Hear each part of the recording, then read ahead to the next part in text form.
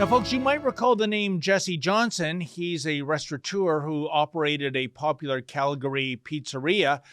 But about a year ago, Calgary bylaw went on a jihad to put this entrepreneur out of business. And what was his egregious crime, you ask? Did he run afoul of health and safety guidelines? Hardly. Here's the tweet Johnson issued after losing his pizza parlor. Quote, "I lost my business because I fed an unvaccinated child a pizza. That's right, a 13-year-old who didn't get jabbed sat down and ate a pizza in my restaurant. That was against the law. My neighbors heard and ratted me out to the cops. Then they all laughed when they shut us down," end quote. Well, so much for that mantra, we're all in this together. Absolutely unbelievable. And joining me now is Jesse Johnson of Without Papers Pizza. Hey, Jesse, welcome to the Ezra Levant Show. My honor to be on, sir. Thank you. Well, thank you for your time as always. So, Jesse, please explain how an unvaccinated teenager eating a slice of pepperoni pizza in your restaurant is akin to, entertaining the modern day version of Typhoid Mary. What was bylaw thinking? The City of Calgary enacted bylaw 65M2021 that required me to discriminate anybody who had not received an experimental medical injection in order to eat a pizza in my restaurant. Anybody who was 13 years old and older had to receive this injection in order to sit down. A girl came in and sat down, ate a pizza. I refused to check her medical records. And that caused the authority to come and close my restaurant. I was in business for 20 years. I was an institution in Calgary. I was a pillar of my community. After I said that I wouldn't participate in the medical segregation of society, everyone turned on me like a bunch of treacherous snakes. And, Jesse, we've always been told to follow the science. Now, you said something very interesting there. You had to be older than 12, for you to be able to go into a restaurant and show your papers, prove your vaccination status. But if that child was 1 year younger, if he was 12 instead of 13, then that would have been completely all right. So the COVID-19 virus, it can determine who it's going to infect by age. I mean, this sounds ridiculous. It is absolutely ridiculous. It also didn't affect you if you sat down, but when you stood up, you had to put your mask on. The lunacy and insanity was just an abomination of justice and of reasoning. The other disturbing thing about this, you mentioned you were a pillar of the community, and yet you mentioned in your tweet that I read, the other businesses in the area, at least some of them, they ratted you out to the police. Why would they do that, Jesse?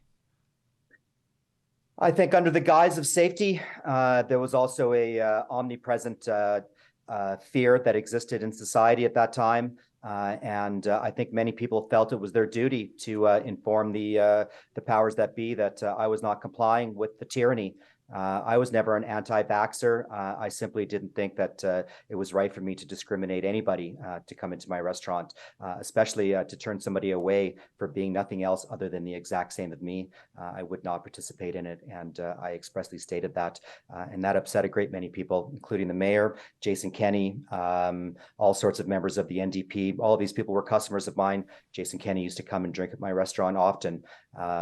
Yeah, there was no way I was going to participate in that. And I couldn't believe that so many people fell for it, that this was nothing. It was based purely on political science, and it was obvious for anybody except the completely daft to see. Yeah, I think you're right, Jesse. And I mean, when it comes to Jason Kenney, he's now yesterday's man in Alberta. And I think his behavior during the pandemic, the way, businesses and individuals were targeted that didn't go along with his plans. That's a big reason why he is now the ex-premier, I think, at least. But, the other thing that I found remarkable, and I want to get your input, Jesse, is that how quickly things changed when it came to privacy. It used to be one's medical records. That was information between you and your doctor. Suddenly we have people asking, did you get shots and boosters for this, that, and the other? Then there's also, and the left especially subscribed to the chestnut, my body, my choice. I guess that only applies to when you're terminating a baby, not when you're getting, as you mentioned, an experimental vaccine put in your arm.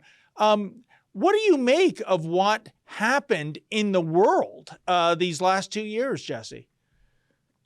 I never thought that I would ever see something like this happen, especially in my beloved Canada. I never thought I would see a country divided.